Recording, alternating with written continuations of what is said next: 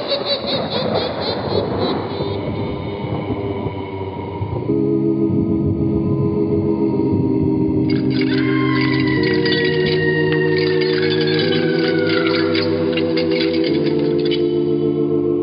Mysterious Old Radio Listening Society podcast.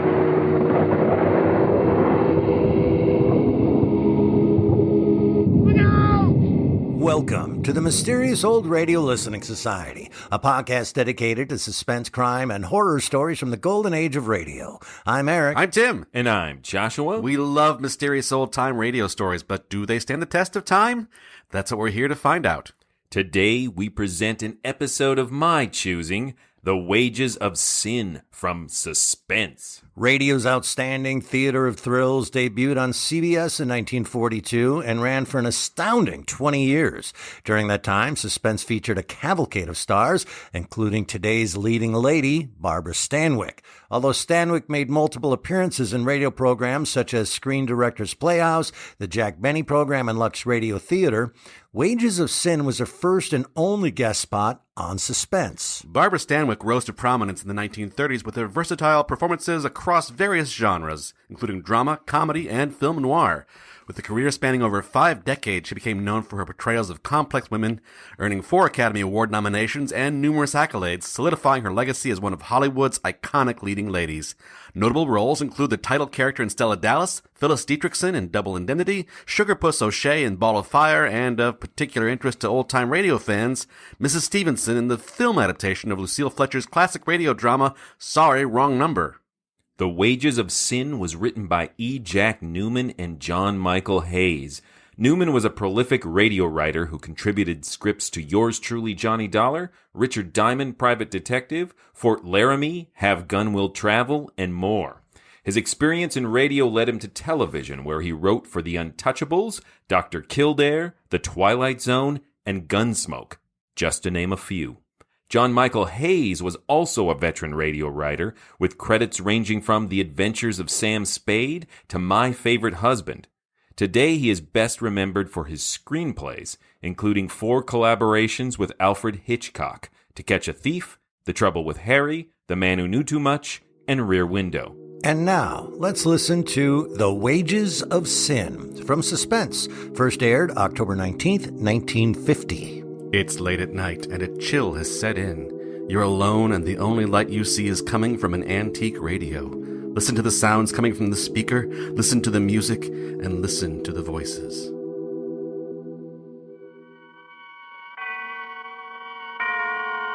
Autolite and its 96,000 dealers present Suspense. Tonight, Autolite brings you The Wages of Sin, a suspense play starring Miss Barbara Stanwyck as Ruby Miller.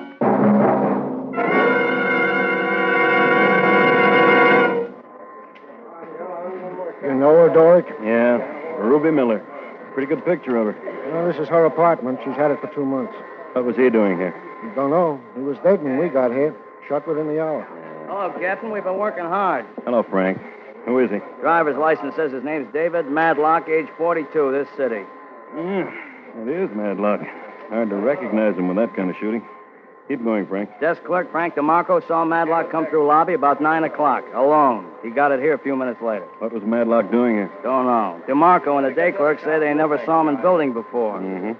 Who reported it? Janitor, heard the shots. Called downtown, saw nothing.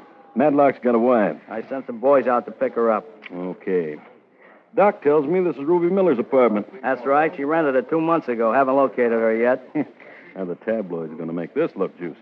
David Madlock slain in Beauty's apartment. If I know those tabloids we got in this town, that'll be tame. All right, let's find her and get her story. I want an all-points bulletin out for Ruby Miller right away.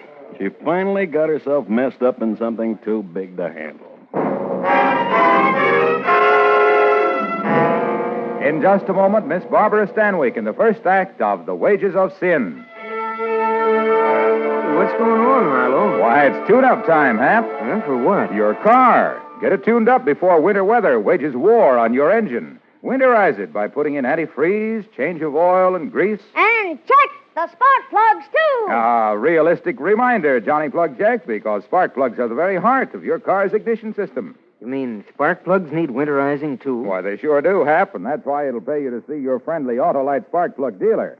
He'll replace weary, worn, and wilted spark plugs with world-famous ignition-engineered Autolite spark plugs.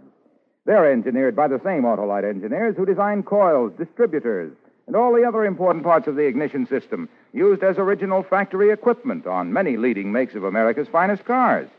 That's why Autolite spark plugs operate as a perfect team with your car's ignition system. And that's why you can't buy better spark plugs for your car than Autolite. Okay, Harlow. I'll have my car winterized. And check the spark plugs, too. Right. So, folks, see your friendly Autolite spark plug dealer. And whether you choose the standard type or the resistor type, you can be sure you're always right with Autolite.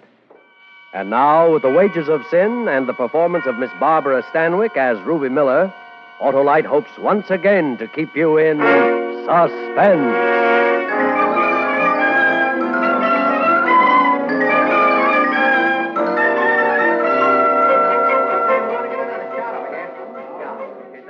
I don't care who you are. Nobody gets in. This is my apartment, Pinhead. Hey, what's going on out here, Sergeant? Who's this? Who are you? Say, what's the idea of all these cops? You holding crime school in my apartment or something? You're Ruby Miller? Yeah, that's right. Come on in. Nice of you. I was just starting out to look for you. What's going on around here, anyhow? I leave for a couple of hours and... Yeah. My rug! His name is Frank Madlock. Interested? What'd he bleed all over my rug for? Come on, sister. The captain wants to see you. Well, I want to see him. What kind of a police force do we have in this town? A lady can't go out for a drink without coming home to find... Get your hands off me. Inside. When I finish my judo course, I'm going to look you up. Hello, Ruby. Oh. Huh. I draw all the dreamy ones. I might have known it'd be you, Captain Salvador. That's all, Frank. Yeah, that's all, Frank.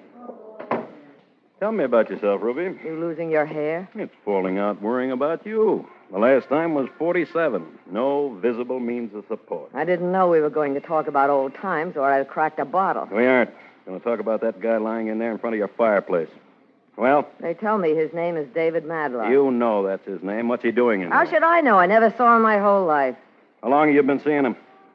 What did you fight about? Ruby, you've had 4 arrests and 1 conviction in your time. You know we always get the answers. Captain Doric Salvador, Copperoo. Huh. Been in the drugstore since 8:30. 15 people saw me drinking my malted milk while Junior in there must have been getting his brains blown out. Do they all have names? Every one of them. It was a bowling team on their way home. The Loafers. You're telling me that corpse is a man you never saw before in your life? That's exactly what I am telling you. Your crew will find that out by poking into everything and everybody in town. They'll also find my alibi's good and that your guesses are bad.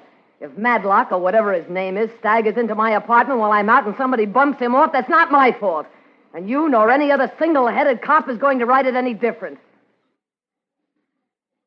All right, Ruby. Let's go downtown.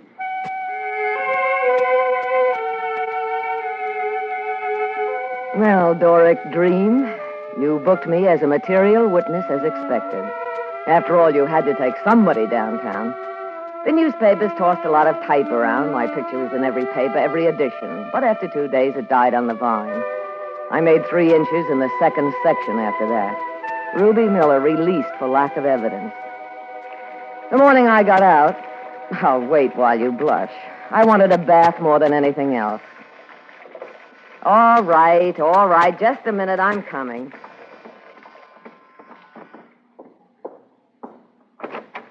Hello, Ruby. I missed you before you left the station. I'm tired of looking at cops, Captain. This will only take a minute. I'll time you myself. Thanks. I just been out talking to Marie Madlock, Dave Madlock's widow. The way things happened, she still thinks that you and her husband were real palsy on the side. She hates the memory of him now. Don't you ever give up. I don't like to see a nice woman like Mrs. Madlock running around believing something that isn't true. My boys peeked under every rock in town before you were sprung, Ruby. They came up with 2 things that got you out. You were in the drugstore while Madlock was being killed, and you never knew the guy. I'm convinced of that. My bath water is getting cold, so am I. Look, Ruby, you moved in that apartment 2 months ago, paid $400 rent in advance. The same day, you deposited $1,000 at Freeman's National. You also bought $400 worth of clothes and trinkets. I hit a horse. Somebody gave you dough to play a part in this. Who? We've gone all through this before. Who, Ruby? A key to this apartment was found on Madlock's body. How'd he get that key? I don't know, Captain. I just don't know. I should have my lock changed. All right, Ruby, I'm leaving. Sorry you didn't have any luck, Captain. You know, whatever you get out of this, they'll take 20 times as much back from you, right down to your soul. Madlock's killing was top-drawer stuff with some big people involved. People who don't care anything about you because you were just background scenery. They might want to change at any time. Aren't you scared, Ruby? You'll never see the day. Okay. Grandissimo bugliardo. What does that mean? You're a liar, Ruby.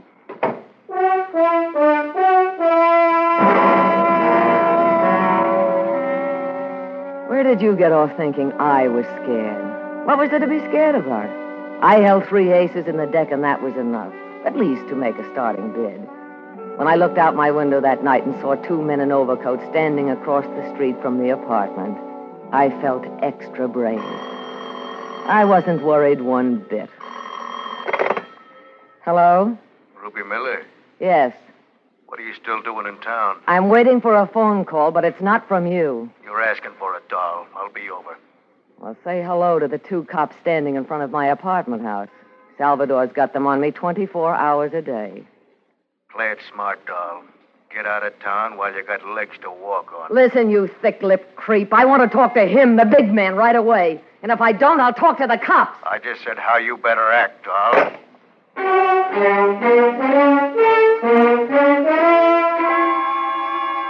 Sorry to disappoint you again, Doric, but I wasn't scared that time either. A spook call was always standard operating procedure for those kind of people. It let me down a little, though, having them think I was so square I wasn't expecting it. When I went to bed that night, I was dreaming of a new kind of life. And it started the next day with bells. Hello? Miss Miller, my name is Victor Sheridan. I'm the attorney for the big man. And that's as close as you're going to get. Take it or leave it. My offices are in the Equity Building, Suite 203. I'll expect you any time today.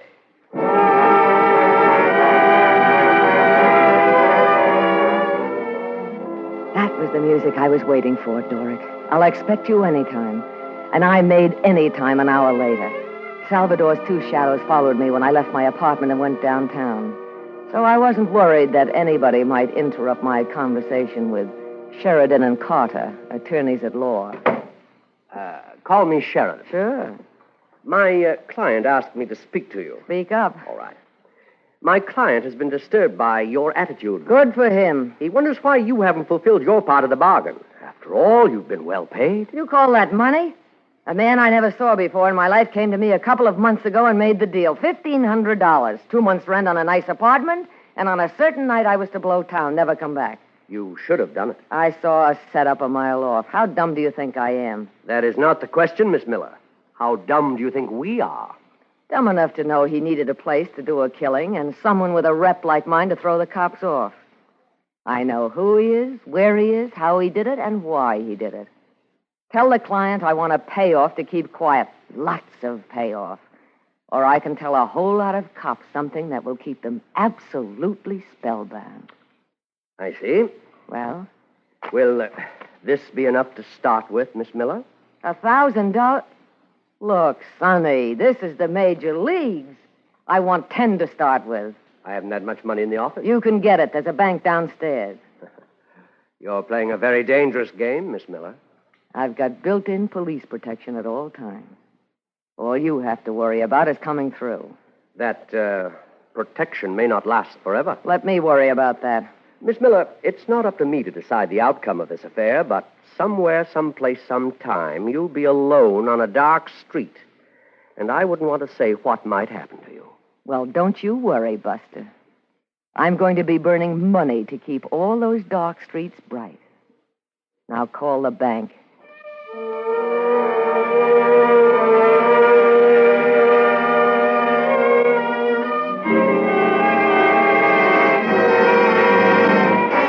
Autolite is bringing you Miss Barbara Stanwyck in The Wages of Sin.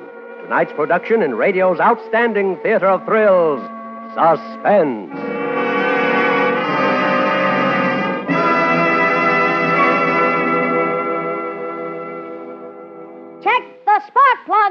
too. Check the spark plugs, too. Hey, that Johnny Plug Check's persistent, isn't he? Sure, Hap. Johnny knows it's necessary now to get your car made ready for dependable motoring during the cold days ahead. Check the spark plugs, too. You see, spark plugs are the very heart of the car's ignition system. And when they're right, your chances of starting, even in the coldest weather, are better than ever. So it'll pay you to replace worn-out spark plugs with Autolite spark plugs. The spark plugs that are world famous for quality and dependability. Autolite spark plugs? Nothing finer, Hap. And when you replace worn-out spark plugs with ignition-engineered Autolite spark plugs, you get smoother performance, quick starts, and gas savings. You've sold me, Harlow. Well, folks, see your friendly Autolite spark plug dealer and have him replace worn-out spark plugs with world-famous ignition-engineered Autolite spark plugs. And whether you choose the resistor type or the standard type, you can be sure money can't buy better spark plugs. You're always right with Autolite. And now, Autolite brings back to our Hollywood soundstage Miss Barbara Stanwyck in Elliot Lewis's production of The Wages of Sin, a tale well calculated to keep you in suspense.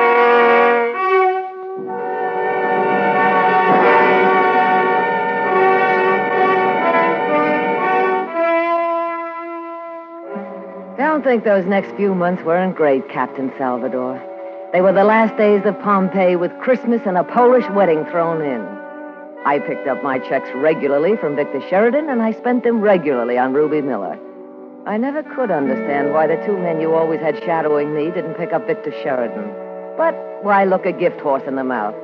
I was busy enough being the belle of the boulevard, the girl most likely to succeed. Clothes all over the place. Money any place there were in clothes. Nightclubs, I was a bigger attraction than the chorus girls. Men, like flies in a sugar bowl. And don't think I ever got tired of it. Why, I even got tapped by the 400. Of course, I was sort of a late starter, but so were Broker's Tip and the Yankees. Let's see. There was Douglas Elwood Tisdale, who had the mink ranches. Clayton Dashiell, who made governors. Hamilton Moore, who was in shipping and polo.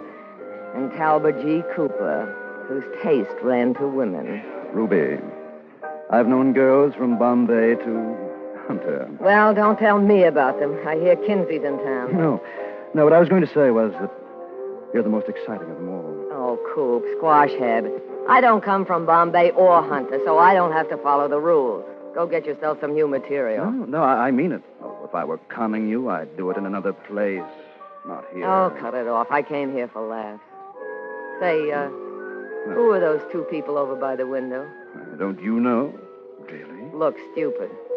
Didn't you ever read anything but Noel Coward? If I knew who they were, I wouldn't have asked. Well, come on. I'll introduce you. The distinguished-looking man lives on an inheritance, and the distinguished-looking woman lives on, memories, I guess. Hello, Coop. Nice to see you. Hello, Clint. Ray. May I present Miss Ruby Miller, Mr. Clinton Fisher. My pleasure. How do you do, Mr. Fisher? And Mrs. David Madlock. Talk about your drama. That moment could have run 36 straight weeks at the Barrymore Theater. As you know, Captain, it was my first performance at trying to carry on idle chit-chat with the widow of a man found dead in my apartment. Must have been her first, too, because she excused herself and walked quickly away. The guy who staged the scene, Cooper the Coward, also took a powder. By natural selection, I guess we're left alone, Miss Miller. What's she complaining about? I wasn't found dead in his apartment. Well, you couldn't exactly expect her to carry on tea-time conversation with you. Look, is she a friend of yours? I know her. Well, tell her the next husband she gets, keep him home. That means keeping him happy, if she isn't too chilled to find time. Now, if you'll excuse me, Mr. Fisher, I'll go have a drink. Allow me to join you, Miss Miller. Why? Frankly, I like you.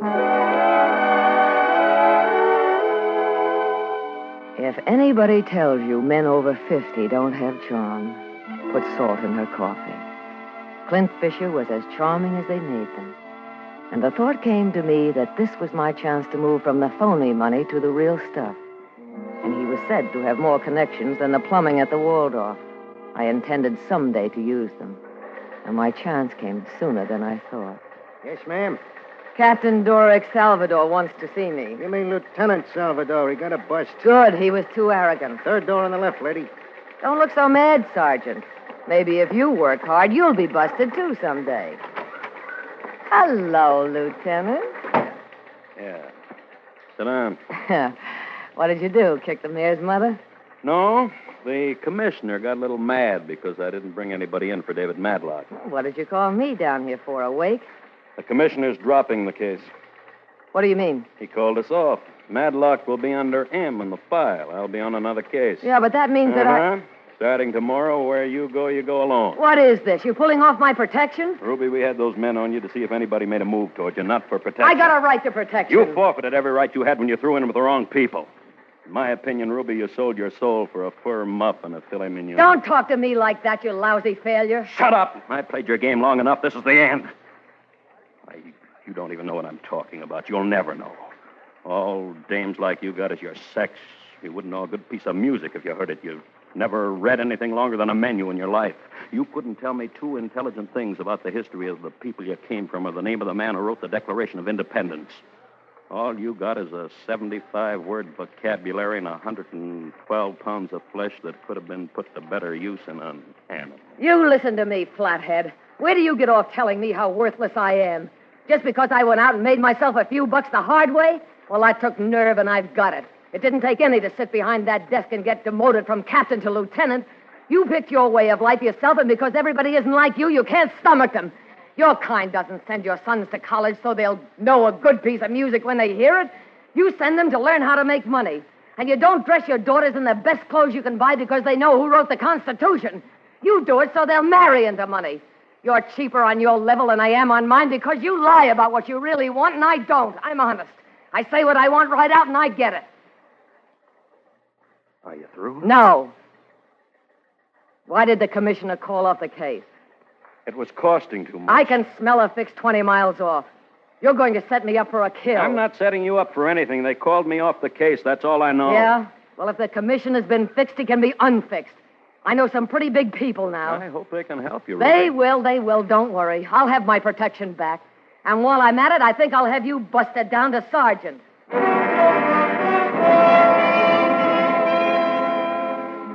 And I couldn't wait to do it to you. Clint Fisher was my boy. By then I had him wrapped around my little finger. He knew the skeleton in everybody's closet, and I was going to make him rattle a few. I pulled out all the stops, and he had my hero printed all over him when he said he'd see what he could do. You cops who thought you had a corner on everything fracture me. I slipped on a negligee and cracked a bottle of champagne. While I waited for my team to go into action... Hello? Clint Fisher, Ruby. Oh, Clint, darling. Oh, it's so nice to hear your voice. And it's nice to hear yours, Ruby. Are you all right? Oh, yes, of course. Don't worry about me. Well, Ruby... Everything's going to be fixed, Clint? Not exactly. That's why I called you. I've tried everybody in town, and I hate to say this, but there's nothing I can do for you. Absolutely nothing. Clint, you don't mean that. I'm afraid, honey, you're on your own.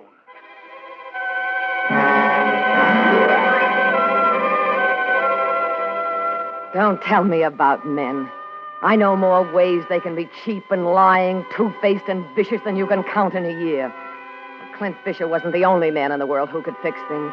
So I tried the rest of them, up and down the social register and through the moneymen and tycoons, and every one of them chickened out, every one of them.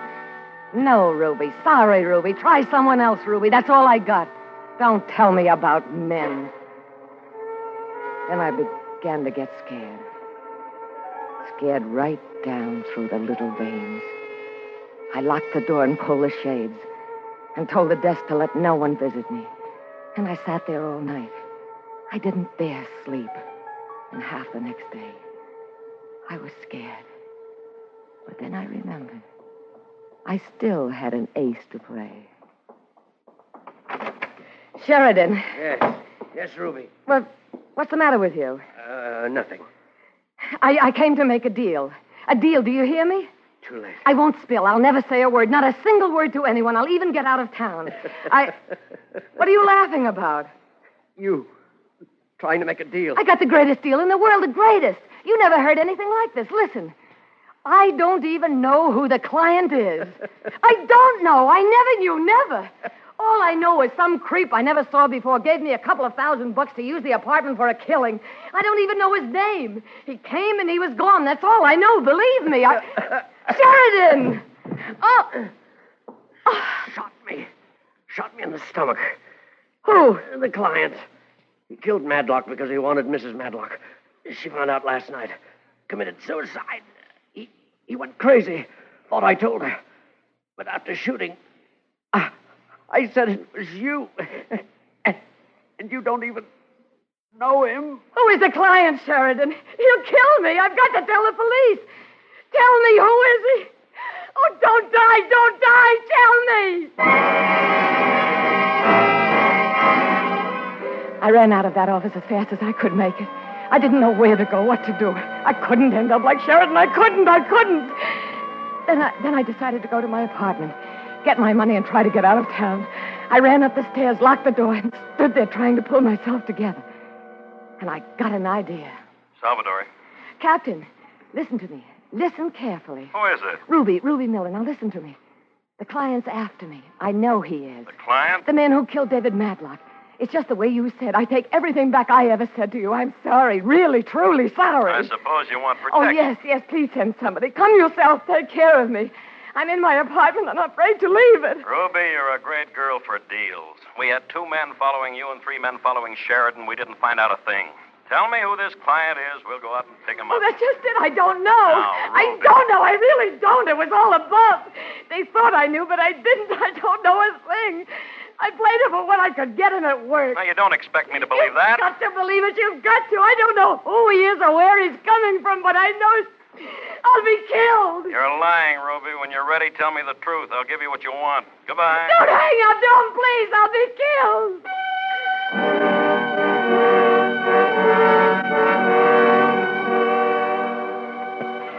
I tried to get you back, but they said you'd left the office. I wanted to tell you about Vic Sheridan's death. That would have been proof. That's why I'm writing you this letter. You'll have to believe it. I'm packed and I'm leaving town, and I don't ever want to come back. I'm mailing it from the airport. So long, Doric. I hope you have better luck finding the client than I did.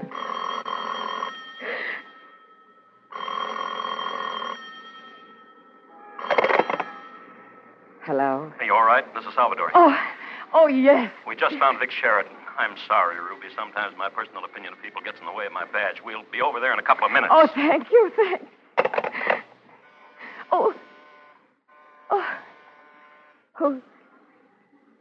Who is it? Clint Fisher. Let me in. Oh, Clint. Oh, Clint, I'm so glad you came. Nobody cared. Nobody would do anything. Now, Ruby, you'll be all Somebody's right. after me, Clint. They'll get me. They will.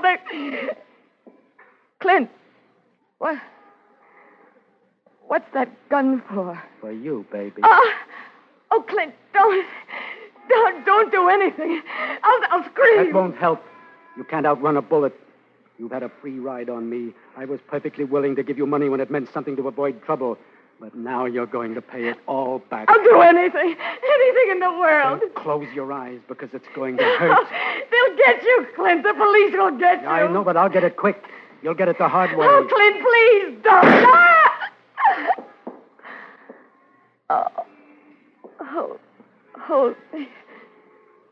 Hold me up. How does it feel, Ruby? That's what you get for telling Mary Madlock I killed her husband. Mary was the one thing I wanted. I killed to get her, made it as sordid as possible. Girl's apartment and all, so she'd forget even his memory. And after all the dough I paid, you had to tell her. I didn't tell her. I didn't even know who...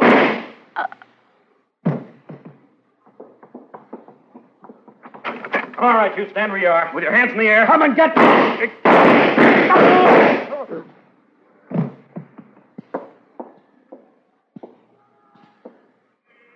Hey, will you look at that? They're lying on the same spot where Madlock was killed. Yeah. The wages of sin.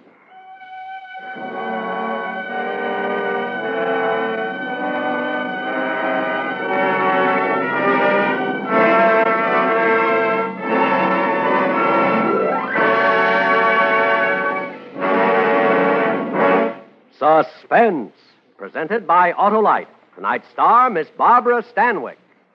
The north wind doth blow, and we shall have snow. And then what will old Wilcox do? He'll sit in his car and drive near and far in winter-long comfort. Will you? Well, you will if you have your car tuned up and winterized by your neighborhood Autolite spark plug dealer. And remember, Autolite makes more than 400 products for cars, trucks, planes, and boats in 28 plants coast to coast. These include complete electrical systems used as original equipment on many of America's finest cars. Generators, coils, distributors, voltage regulators, wire and cable, starting motors, and electric windshield wipers. All engineered to work together perfectly as part of the Autolite team. All engineered to give you unexcelled Autolite service. Don't accept electrical parts supposed to be as good. Ask for and insist on Autolite original factory parts at your neighborhood service station, car dealer, garage, or repair shop. Remember, you're always right with Autolite. Next week on Suspense, Mr. Richard Widmark, a star of Too Hot to Live. And in weeks to come, you will hear such famous stars as Herbert Marshall and William Holden, appearing in tales well calculated to keep you in suspense. Tonight's suspense play was produced and directed by Elliott Lewis, with music composed by Lucien Morawek and conducted by Lud Gluskin. The Wages of Sin was written for Suspense by E. Jack Newman and John Michael Hayes. Miss Stanwyck may currently be seen in the MGM picture To Please a Lady. And remember, next week on Suspense, Mr. Richard Widmark in Too Hot to Live. You can buy world-famous Autolite resistor or standard spark plugs, Autolite stateful batteries, Autolite electrical parts at your neighborhood Autolite dealers. Switch to Autolite. Good night. Motorists, be prepared to stop in time to save a child's life. When driving through school zones, watch out for youngsters at play. Save a life by expecting the unexpected from children. This is CBS, the Columbia Broadcasting System.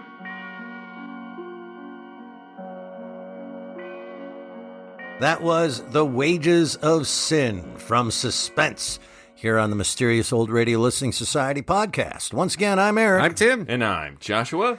That was your pick, right? It was. Joshua? I am a huge Barbara Stanwyck fan. Me too. I love her. In our opening, you were remiss. I didn't mention Christmas in Connecticut. Correct, sir. I didn't want to step on your toes because I wanted to give you the 5 to 10 minutes you're now going to use to talk about Christmas in Connecticut. I'm astounded by how many people who are Christmas heads like I am that have never seen that movie. It's so good. And if you love Connecticut, this is the film. Correct. All right. Anyway, Stanwyck does not fail us here at all. She is just wonderful. Another thing I didn't know from our opening that I just want to delve into before we delve into this, I feel a little stupid that I didn't know that Barbara Stanwyck was in Sorry Wrong Number. I was kind of like, oh, I don't know if there's any resentment for her stepping on their classic radio toes and then showing up here. And there's like their angry glances happening while she's recording. It seems fine. This is a full confession here. I knew Barbara Stanwyck was in it, but I have never seen the film. I haven't either. At all. I've seen it. Oh. Is she good? Oh, yeah. Well, she's Stanwyck. Yeah. But you're giving it yeah. It's whether or not they can expand that 30 minutes of suspense into a feature-length film is my question. They put a little more focus on the other people in the story. Right. And then, as you might imagine, it's much more about her physicality and right. face. There's 20 more minutes of her dialogue. A lot of face. A lot of 20 minutes of face. A lot of phone calls.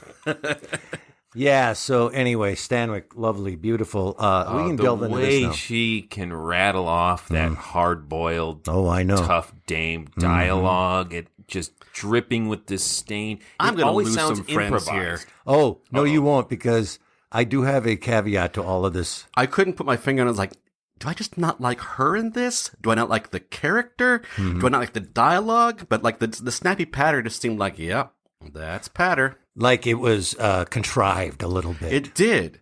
There's other parts of the story I like, but just like I never got the same sort of joy or a little bit of spice that you get from Candy Matson, Lucille Ball when she's sure in these sorts of things. I mean, she's not a likable character at all, which most these sort of hard-boiled characters are not likable, but there's usually some sort of wry humor that you can take from them that just didn't hit for me. Yeah, and I loved the humor. Like when she comes in swinging at all the police and then gasps, presumably at the body, and just says, "My rug." Right. I was on board after that. But yeah, humor's subjective. I will give a different caveat than that. I enjoy the dialogue. I enjoy the acting and the production. I think this entire episode is saved because of Stanwyck. My caveat is the actual plot itself is just okay. When she picks the guy up in the bar, I went, yeah, that's the chief. That's Mr. Big. Again, you only have a half an hour and can only introduce so many characters, so it whittles it down. And it's suspense, and you're looking for that twist, of course. So I didn't think it was terrible. I just thought it was pretty run-of-the-mill, pretty easy. That beat, I was still on board at that beat because I still believed that she knew who Mr. Big was. Mm-hmm. So she would recognize him if she saw him. It wasn't until it was revealed, like, I don't actually know who he is. Right. It all fell into place. I just was riveted by everybody's performance, including Stanwyck. But I do understand derivative or commonplace kind of dialogue of, look, we're doing hard-boiled, see? Yeah, and I don't want to... at first I was like, I don't know that I like Barbara Stanwyck in this, but then when thinking about it, like, her choices were right on for the character. Yeah. Like, she made the right choices, I think. Yeah. And it just might be like that, I don't want to hear this character's story. She's so unlikable, the character. I have such a different response than you guys. And I almost didn't bring it for that reason, because I was like, do I feel like arguing? No, but I agree. Like, if you hear it and it's funny, you're not wrong. And the funny is just a little extra bonus. And again, it's that subjective thing of how you interpret Stanwyck, and that I can't argue someone into enjoying her performance. But I can describe my response. Could you try? I'd like to hear the process of it's arguing. Really simple. You're wrong. Oh, I see. Wow. I'm going to try that at home. No. One of the things I do like about Barbara Stanwyck is she is able to make an unscrupulous, selfish character like Ruby Miller appealing in so much as you admire her tenacity, her strength. Those are admirable traits. But what I love about the script is it won't let you forget that she just took money to let this place be used for a murder. Just to get a guy out of the way. She didn't even know the reason. She was like, sure. She money to be an accomplice in the way of doing nothing. And where I think the script is elevated for me, and I think is the subversive element for mainstream CBS 1950 radio, is her blistering attack on Captain Salvador when he finally gets tired of her abuse and comes back at her. Right? And that exchange there, she is wrong as a person, but her words are absolutely right. I think the author is saying, yeah, the cops are hypocrites. The law is largely hypocrites. And it is rare, I think, in this era of radio to have a femme fatale, a hard-boiled female character, explain why this was her. Well, she felt. We can argue morally whether it really was her only option, but because she had so few options, and she's going to always get away with less than the selfish, unscrupulous men around her, right? And that she just wanted a piece of it. And I thought the points she makes about why these middle-class cop characters send their kid to school and why they make sure they know the names of good pieces of music, and why they dress their daughters so nicely so they can marry into money. This is her way of doing the same thing, and she doesn't see why her attempt to get a piece of the good life should be so much worse than the cops. That monologue that you're referring to, I thought was just gorgeous. Yes. I ended up agreeing with her. Like, yeah, where do you get off? Because literally, what is your motivation? I loved that piece of writing. Yeah, it's like, I'm not morally above you, but you are not as morally above me as you claim to be. Right. And I think there's something stinging in her words that actually, I think you're cheaper than me because you lie to yourself. I'm honest about what I'm willing to do to get the good life. Yeah. But you tell yourself what you're willing to do to get the good life is all good. And I think the script's complicated because her anger and rage is legitimate. Her actions are illegitimate. And that complexity and that tension makes it more than just a standard suspense script. And I agree with you, though, that as a series of twists, as a white-knuckle suspense ride, you know where it's going. I mean, it's called The Wages of Sin. And she's the one sinning. So, but she's going to have to fill out some tax forms. But when the gentleman playing Captain Salvador at the end, when he's looking down at the two dead bodies and the way he says the wages of sin, the weight he has in his voice, you can tell that monologue is going to stick with him. So that was her dying blow. It's going to linger with him. And now he's demoted. Some of his aspirations for the good life have been diminished. And so I think in that moment, I feel like Suspense as a 1950s radio show is saying, the bad guys got what they deserved. But uncharacteristically, the protagonist is left in a slightly more contemplative place. I didn't know that if you don't solve the crime, you get demoted. That's a pressure-filled job, man. Like, I didn't solve it, so no. Wow, you had about 1,000. Might be the explanation of I think it looked like some sort of guy that is across the room from me right now. Yes, you're the guy. Right.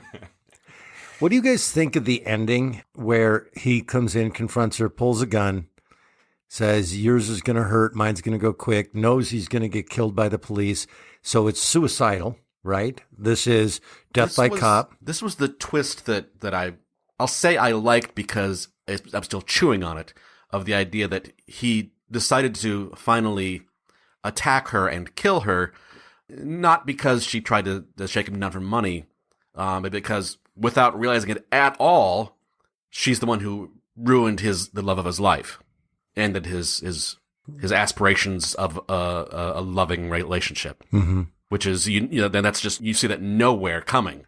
I found it extreme that we weren't story-wise led down the path to believe that he was distraught enough to end it all. Do you know what I mean? Like, it caught me by surprise that we needed more information to believe that he was that destroyed over this, to say, I don't care what the cops do when they get in here, as long as caught me off guard. That's the reason it didn't throw me like that, is because I was just thrown by, I don't know this guy at all. Right. His motivations are completely not what I thought. And I felt we needed to know more about him in order for us to understand this ending. That makes sense. It seems like he had other options, but then again, people can get pretty sad.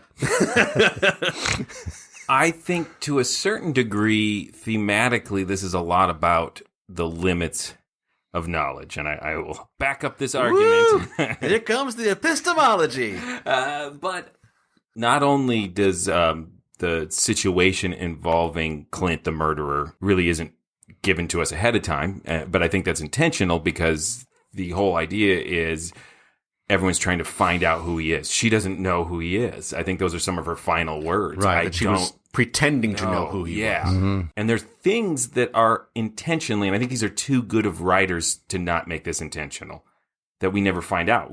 I listened to it 3 times to see if I was missing this, but how did Mrs. Matlock find out he's the guy who's killed? I don't think it's ever answered. No, it isn't. I assume maybe the skeezy lawyer really did tell her, but I don't. I thought it was when she went up and apologized for, your husband dying in my apartment. Yeah, but that doesn't explain all the right. Doesn't explain how she knew that it was Clint and he arranged it, and why he arranged it, which is why she committed suicide. Yeah. Because someone gave her the truth, and it wasn't Stanwyck's character. And I'm glad you brought that up, because I didn't know if that was intentional or stupid over here just didn't catch it. I couldn't find it. So if a smart listener, I assumed it was part of the theme, that knowledge and where you have too much background whispering. Little. Okay, so that guy to our apartment. Because Ruby has self-knowledge, as demonstrated by that scathing speech she gives to Salvador, self-knowledge that he does not have, and it makes her overconfident. Right. in the face of danger. Salvador is thwarted by his lack of self-knowledge, and he is ultimately unable to save Ruby or his career. Knowledge of who killed her husband is what leads Mrs. Matlock to committing suicide. False knowledge of who told Mrs. Matlock who killed her husband leads to Clint murdering Ruby and then dying at the hands of police custody. So it's all this, it's almost, in a slightly different spin, this is like the premise of a farce. Right. You take the murder out, add some more French people and some doors. And some doors slamming. You got some farce.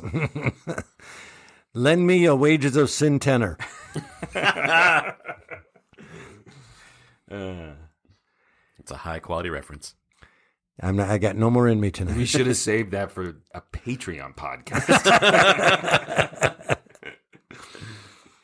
Yeah, I just found it to be sly, subversive material packaged as a conventional suspense plot. Yep. So this goes opposite of what you guys were saying. It just tells you how much of a big Barbara Stanwyck fan I am. As the first time I heard it, I was really angry that they killed Ruby Miller, and I was like, "Oh, that's lame." And then I had to go back and she's awful. You know, right. She just took money to provide a spot for this murder, and I had to kind of go back both to listen better, but to also sort of check my own weird obsession with Barbara Stanwyck. and then some of the complexity started to come out to me. It was pointed out to me this year watching Christmas in Connecticut. It's a comedy of errors and lying, and if you really look at it with a certain eye, Stanwyck's character, who's so lovable and likable in that, really, if you think about it, if this was real life, wow, you are a horrible human being for what she's doing in that movie, but because it's a comedy. So it's interesting. She gets away with it. It's hard for her to be an unlikable character, period. Just even in this, and I keep coming back to the word. I kept saying I like her, but I don't because of the bad stuff she does. What I have a hard time is not admiring her, which is very different from like. It's the speech the monologue we just talked about. That's what turns you and goes, well, wait a minute. Is she really that bad of a person for getting what she wants out of life? And I don't just know. Ballsiness in the face of the cop. Her whole line about I was in the drugstore having my malted while Junior here was getting shot. Right. A bowling team saw me called the Loafers. And it was just this sort of, she exaggerated how pat of a story it was. That was how overconfident she was. And I totally get it that's a turnoff to some people. So. What, bowling? Bowling, yeah. I've never figured out bowling. No. People are like, hey, you want bowl? No. I will sit here, I'll drink this beer, I'll eat this frozen pizza, but I will not put those shoes on. I will not get up there and ruin everybody in this building's night with the way I bowl. I was about to ask, why do you hate bowling so much? You hate yourself is the real answer. Wait a minute. If you bowl weird, that would make my night. I would laugh. I'm sensing that we're going to have a mysterious old bowling night that's going to come out of this, because I actually really enjoy bowling. Bowling's one of those sports that's really fun when you're doing well and super fun when you stink. Yeah. No, not so fun. No. It might be the quantity I drink while bowling. Yeah, that has something to do with it. Should we vote, or do you have more layers to this onion? More bowling talk. Oh, there were just some little touches that I'm just going to admire, and then we can vote. Well, first of all, narratively, I thought it was really interesting that it went for the first 6 or 7 minutes with no narration, and then passed over to the Ruby Miller character narrating it. And then we find out it's a letter. And so it's a nice trick because she's narrating it in the past tense. Yep. So it might have been in my first listen why I was upset that she died, because it filled me seems like one of those dirty tricks. Yeah, this false sense of security. Well, she's telling the story from the past. Maybe she ends up in jail. Maybe she's managed to get away somehow or anything like that. And then the letter gets wrapped up and then she's killed. So I thought that was a nice bit of writing that seemed very aware of radio conventions and how to manipulate them. I also love the whole segue where it starts with some sloshing water that we find out is bath water, because she says, the morning I got out, I'll wait for you to blush. I wanted a bath more than anything else. That wait for you to blush line was a very Candy Matson-esque line. And again, it's just that level of confidence. The way Stanwyck, there's no flirtatiousness in that. No. It's like, seriously, blush or I'll punch you. This might just be my own age, and it's not the cleverness of the dialogue. I was just happy to hear a woman say it out loud. If anybody ever tells you men over 50 don't have charm, yeah, right? Put salt in their coffee. When I heard that, I went, yeah. I was so excited. I stood up from my chair, punched the air, and then made an old man sound as I sat back down. And threw my back out. Just hope that people still find me not annoying. You don't have to be over 50 to be annoying. Oh, thanks. This is my last favorite line from this. This is what happens when I bring one of my favorites. It's just time for me to monologue. And this is awesome. And then this part, awesome. I love what would have been a fairly contemporary reference to Kinsey. When I was surprised. Yeah, saucy. A little racy, because the John Daner character, he just has a small part, is talking about, I've known women from Bangladesh to somewhere else, or whatever. He goes, don't tell me about them. I hear Kinsey's in town. He did this. He was an early sexologist. That's really what they're called. But he did a bunch of interviews, Kinsey report, statistical reports about American sex life. Wow. Yeah. Can you get a subscription to that? Or? I mean, all the terms are very childish. Often, a wife will take their husband's badoinkle and...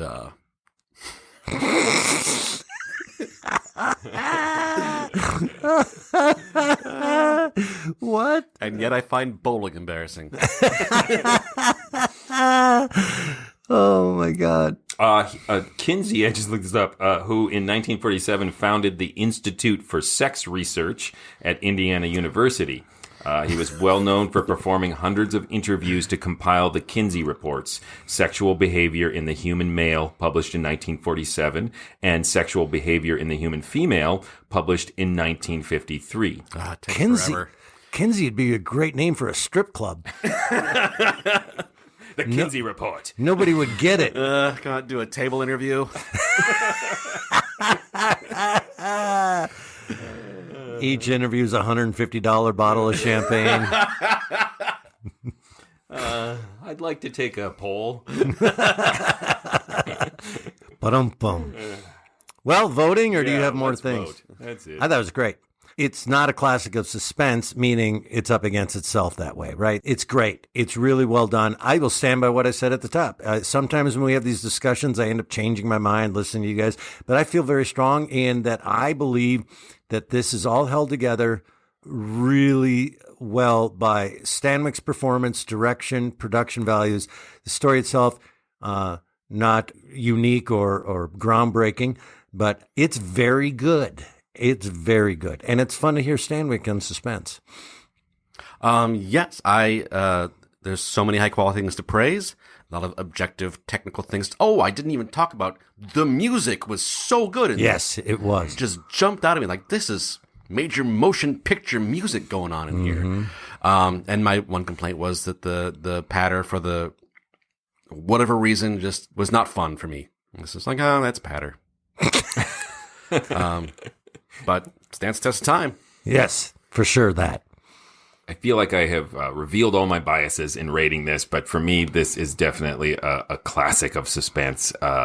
It's just a really deceptively complex, twisty little morality play disguised as a farce. Farce. An unfunny death farce, yes. And as Tim noted, the music, but also the direction. This is when Elliot Lewis is the producer and director of Suspense, and you can really hear it. And personally, I think it was a cinema-worthy performance from Barbara Stanwyck. Sometimes I agree. You get the celebrities in, and you feel a little like, hey, I'm on radio, I can take it easy. I feel like she just tore into this role. Yep.